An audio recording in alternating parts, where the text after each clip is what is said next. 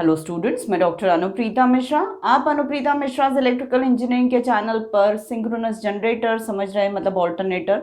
और लास्ट कुछ वीडियोस पहले मैंने ऑल्टरनेटर के वोल्टेज रेगुलेशन टॉपिक को स्टार्ट किया था और साथ में मैंने वोल्टेज रेगुलेशन की 3 मेथड्स बताई थी। उन 3 मेथड से किसी भी तरीके से अगर हम वोल्टेज रेगुलेशन पता करते हैं, मतलब पहली मेथड है ईएमएफ मेथड, दूसरी मेथड है एमएमएफ मेथड और थर्ड मेथड है पोटियर ट्रायंगल मेथड या पोटियर मेथड जो होती है वो। तीनों मेथड्स में वोल्टेज रेगुलेशन इवैल्यूएट करने के लिए हमें ओपन सर्किट कैरेक्टरिस्टिक्स ऑल्टरनेटर का, शॉर्ट सर्किट कैरेक्टरिस्टिक्स ऑल्टरनेटर का पता होना चाहिए, तो हम वोल्टेज रेगुलेशन फाइंड आउट कर पाते, इवैल्यूएट कर पाते किसी भी ऑल्टरनेटर का। उसके बाद मैंने ओपन सर्किट कैरेक्टरिस्टिक्स और शॉर्ट सर्किट कैरेक्टरिस्टिक्स कैसे फाइंड आउट करते हैं उससे रिलेटेड एक्सपेरिमेंट्स समझाए थे। और इन दोनों कैरेक्टरिस्टिक्स को यूटिलाइज करते हुए इन इन कैरेक्टरिस्टिक्स से डिफरेंट इंटरवेंशंस हमने विड्रॉ किए। अलग अलग इंफॉर्मेशंस इन कैरेक्टरिस्टिक्स में हस्तक्षेप करके हमने फाइंड आउट किया कि क्या इंफॉर्मेशन हमें इससे मिल सकती है। तो वो सारी चीज़ें मैं लास्ट के 2 वीडियो से आपको समझा रही थी। आज मैं उन्हीं इंटरवेंशंस से रिलेटेड, कहना चाहिए, एक प्रॉब्लम सॉल्व करके बता रही हूँ ऑल्टरनेटर का, जिसमें मैं उन्हीं दोनों characteristics, open circuit characteristics A B और O D, short circuit characteristics, इन दोनों कैरेक्टरिस्टिक्स को यूज़ करके अलग अलग चीज़ें जो इवैल्यूएट करनी है ऑल्टरनेटर से रिलेटेड, वो कैसे इवैल्यूएट करते हैं वो बताने जा रही हूँ। तो चलिए प्रॉब्लम स्टेटमेंट पढ़ लेते हैं। Data for a 45 kVA 3-phase star connected 220 line to line 6 pole 60 Hz synchronous machine has OCC।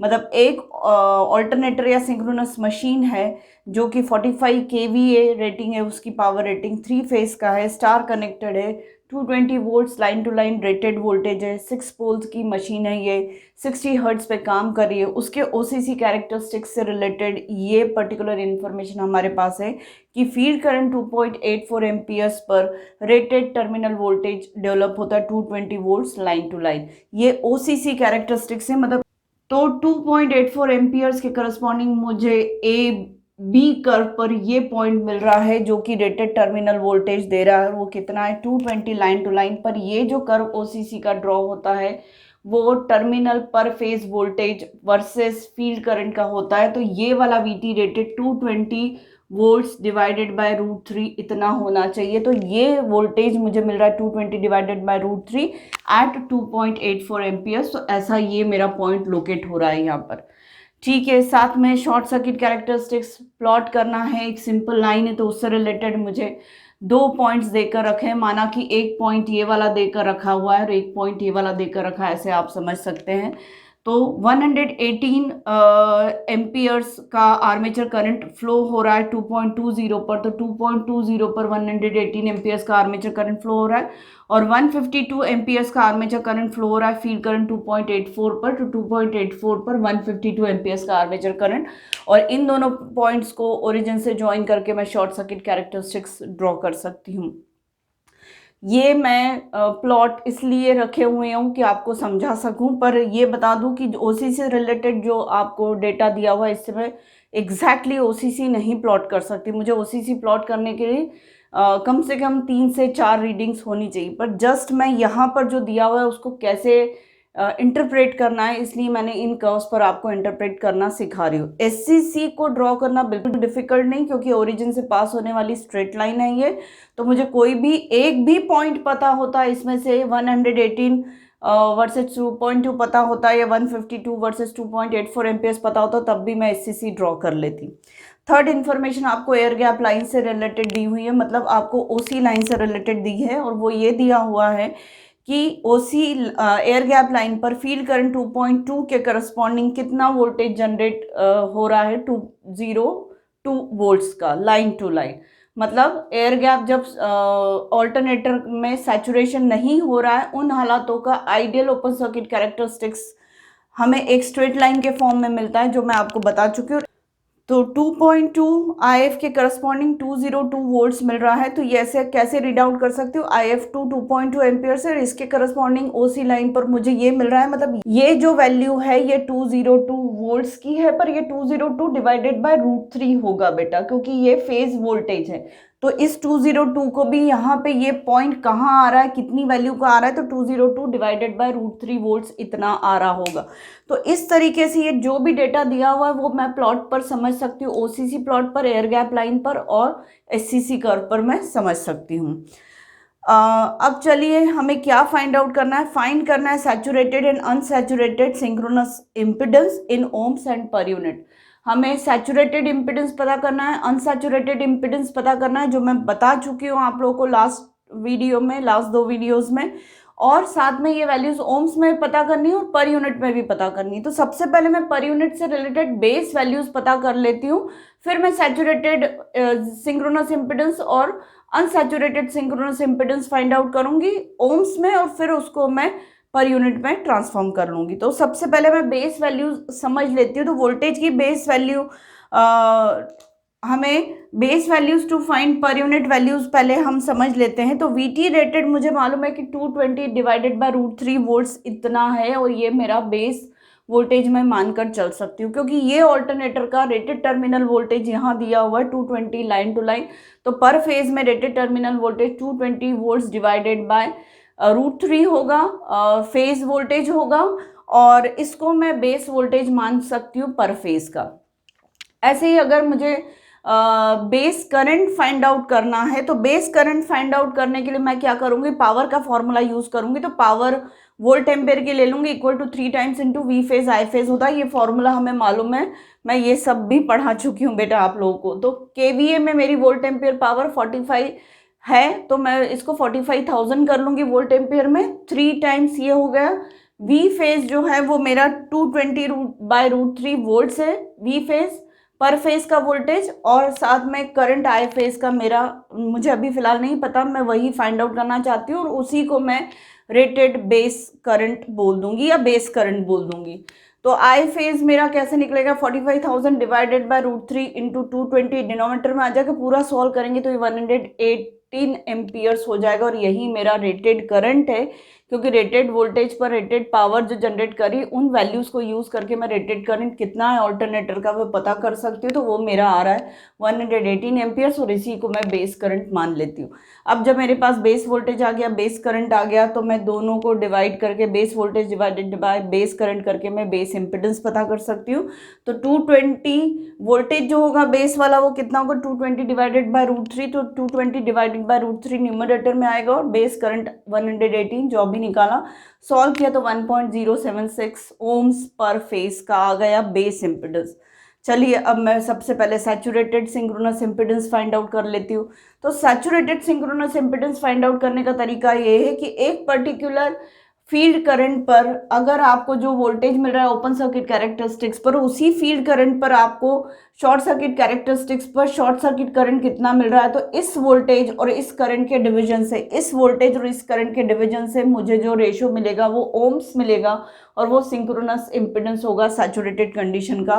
तो वीटी रेटेड इस 2.84 पर, जब मुझे वैल्यूज देख रही तो 2.84 पर मुझे रेटेड वोल्टेज मिल रहा है, फील्ड करंट 2.84 है, और 2.84 फील्ड करंट पर मुझे शॉर्ट सर्किट कैरेक्टरिस्टिक्स पर 152 मिल रहा है।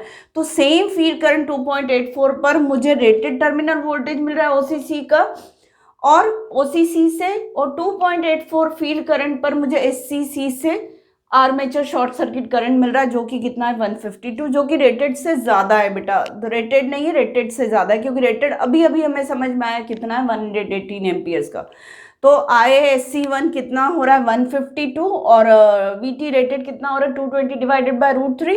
तो इन दोनों को डिवाइड करेंगे तो मुझे सैचुरेटेड सिंक्रोनस इम्पिडेंस मिलेगा, क्योंकि सैचुरेटेड कर्व पर, प्रैक्टिकल OCC कर्व पर मैं फाइंड आउट कर रही हूँ। तो 220 डिवाइडेड बाय √3 है बेटा, ये नॉट इनटू मल्टीप्लिकेशन में नहीं है, 220 डिवाइडेड बाय √3 अपॉन 152 करेंगे तो 0.836 ओम्स पर फेज ये मेरा सैचुरेटेड सिंक्रोनस इम्पिडेंस निकल जाएगा ओम्स में।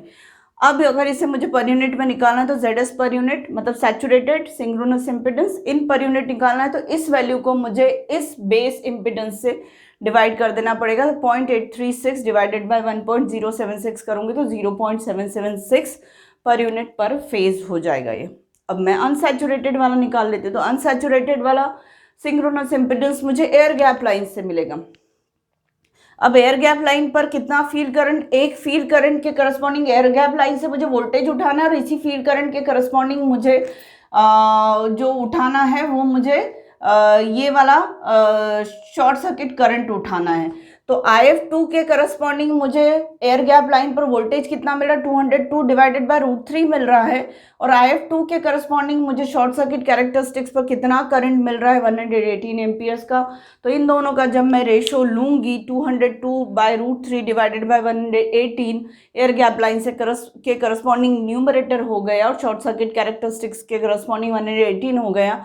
तो 202 डिवाइडेड बाय √3 डिवाइडेड बाय 118 मुझे 0.988 ओम्स पर फेज ये सिंक्रोनस इम्पीडेंस अनसैचुरेटेड वाला देगा। और अनसैचुरेटेड को मैं ZS, US प्रीफिक्स से सफिक्स से लिख रही हूँ, नॉट प्रीफिक्स, सफिक्स से लिख रही हूँ।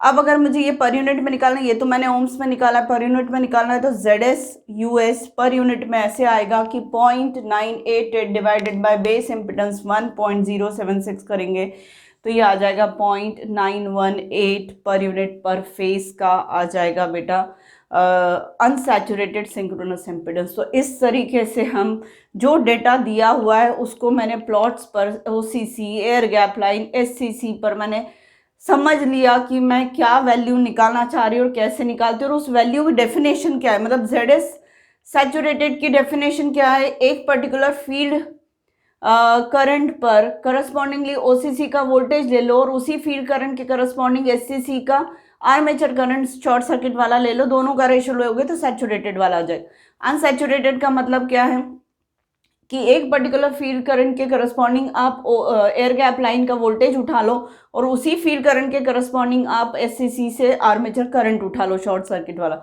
वो रेशियो जो होगा आपका सैचुरेटेड वाला होगा। इस तरीके से आप इसको फाइंड आउट कर सकते हैं। आप SCR भी फाइंड आउट कर सकते हैं, इसमें पूछा नहीं है, पर शॉर्ट सर्किट रेशियो भी फाइंड आउट कर सकते हैं। और शॉर्ट सर्किट रेशियो का मतलब कौन सा है, वो फील्ड करंट न्यूमरेटर में लो जो कि field current eight VT rated, और दूसरा यहाँ पे ले लीजिए field current eight I rated. ये वाला रेटेड आर्मेचर करंट के करस्पॉन्डिंग फील्ड करंट और रेटेड टर्मिनल वोल्टेज के करस्पॉन्डिंग फील्ड करंट। तो रेटेड टर्मिनल वोल्टेज के करस्पॉन्डिंग फील्ड करंट कितना 2.84 है और ISC2 जो है वो आपका रेटेड आर्मेचर करंट है, तो इसके करस्पॉन्डिंग फील्ड करंट 2.2 है। इसका जो रेशियो आएगा वो आपका जो होगा SCR होगा और वो कितना होगा 1.29 होगा। तो ये आपका शॉर्ट सर्किट रेशो हो गया है। ये फील्ड करंट 2.84 है जिसके करस्पॉन्डिंग मिल रहा है VT रेटेड और 2.2 फील्ड करंट के करस्पॉन्डिंग मिल रहा है आपको IA रेटेड। तो दोनों का रेशो जो होगा वो आपका शॉर्ट सर्किट रेशो होगा। शॉर्ट सर्किट रेशो जो होता है उसकी इंपॉर्टेंस मैं पहले ही बता चुकी, ये हाई होना चाहिए तब आपका ऑल्टरनेटर अच्छा है। मतलब इसमें आर्मेचर रिएक्शन और ड्रॉप्स कैसे हो रहे, कम हो रहे, तो वोल्टेज रेगुलेशन ऐसे ऑल्टरनेटर का कम होगा और कम वोल्टेज रेगुलेशन मतलब ऐसे ऑल्टरनेटर का परफॉर्मेंस अच्छा है, ये माना जाता है। तो उम्मीद है आपको ये पूरा एक्सप्लेनेशन प्रॉब्लम सॉल्विंग के थ्रू समझ में आया होगा। तो प्लीज़ मेरे लास्ट 2 वीडियोस की कंटिन्यूटी में ये वाला वीडियो ज़रूर देखिएगा, आपके बेसिक कॉन्सेप्ट्स क्लियर हो जाएंगे। और ये सब चीज़ें गेट एग्ज़ाम में भी पूछी जाती है और SCR का इम्पोर्टेंस टेक्निकल इंटरव्यूज़ में पूछा जाता है। तो इस तरीके से आप अपने इलेक्ट्रिकल इंजीनियरिंग के नॉलेज को और ज़्यादा शार्पन कर सकते हैं और डेप्थ में जा सकते हैं। तो प्लीज़ मेरे आज के वीडियो को लाइक कर दीजिए। Thank you.